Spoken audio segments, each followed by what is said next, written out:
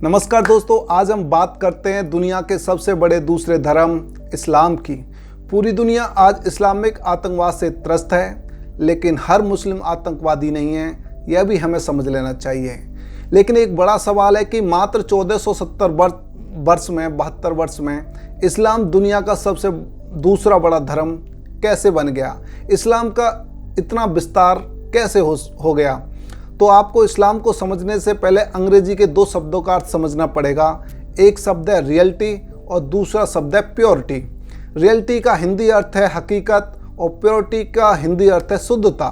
इस्लाम से इन दो शब्दों का क्या जुड़ाव है, ये समझने की ज़रूरत है। दोस्तों, 1470-72 साल में इस्लाम का जो विशाल विस्तार हुआ है वो दो रूपों में ही हुआ है।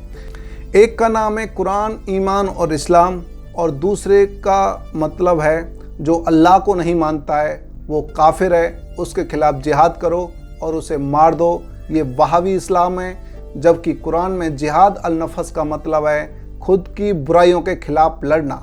लेकिन इस्लाम में कोई भी आंदोलन मॉडर्न इस्लाम के लिए नहीं हुआ है, मतलब बदलाव के लिए इस्लामिक धर्म में कोई भी क्रांति नहीं हुई है।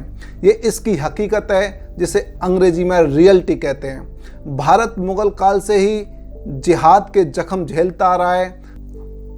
भारत से लेकर Pakistan, Afghanistan, Iran, Iraq, Kuwait, Syria, Yemen, Somalia, Israel, फिलिस्तीन, अफ्रीकी देश इस्लामिक आतंकवाद का दंश झेल रहे हैं। दुनिया में हर जगह मुस्लिमों का किसी न किसी के साथ झगड़ा है। जहाँ हिंदू नहीं है, ईसाई नहीं है और यहूदी नहीं है, उन देशों में मुसलमान से लड़ रहा है। क्योंकि शिया सुन्नी को मुसलमान नहीं मानता है, सुन्नी शिया को नहीं मानता है, कुर्द शिया को नहीं मानते हैं और सुन्नी यजीदी और अहमदियों को पक्का मुसलमान नहीं मानते हैं। भारत में इस्लाम के सभी 72 फिरके रहते हैं, जैसे देवबंदी है, बरेलवी है, दहलवी है, बोहरा मुस्लिम है, सूफियान है। भारत में इस शांति का सबसे बड़ा मुख्य कारण है कि भारत की बहुसंख्यक आबादी हिंदू है।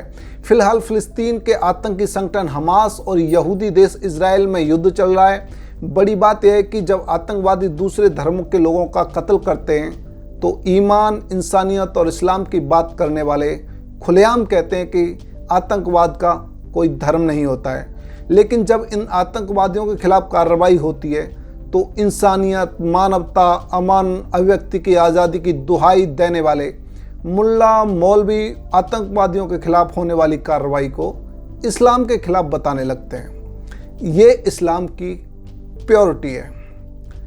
दरअसल आपके सामने एग्जाम्पल फॉर एक दूध का गिलास रखा है और वो आपको पीना है, तो आपको ये सोचना चाहिए कि उसमें प्योरिटी कितनी है, उसकी शुद्धता कितनी है, उसमें मिलावट कितनी है। अगर आप उस गिलास के दूध को पिएंगे तो आपको सोचना पड़ेगा कि वो आपको शरीर को फ़ायदा करेगा या नुकसान करेगा। आपके शरीर को नुकसान होगा, आपके समाज को नुकसान होगा, आपके देश को नुकसान होगा। अगर आपको फ़ायदा होगा तो आपके समाज को भी आपसे फ़ायदा होगा, आपके देश को भी आपसे फ़ायदा होगा। इसका विश्लेषण आपको करना है कि इस्लाम की रियलिटी क्या है और इस्लाम की प्योरिटी क्या है, और इन दोनों का असर आपके समाज और आपके देश के जीवन में किस तरह पड़ता है। जय हिंद दोस्तों। सब्सक्राइब कीजिए हमारे YouTube चैनल को और प्रेस कीजिए इस बेल आइकन को ताकि आपको मिल सके हमारी लेटेस्ट वीडियोस सबसे पहले।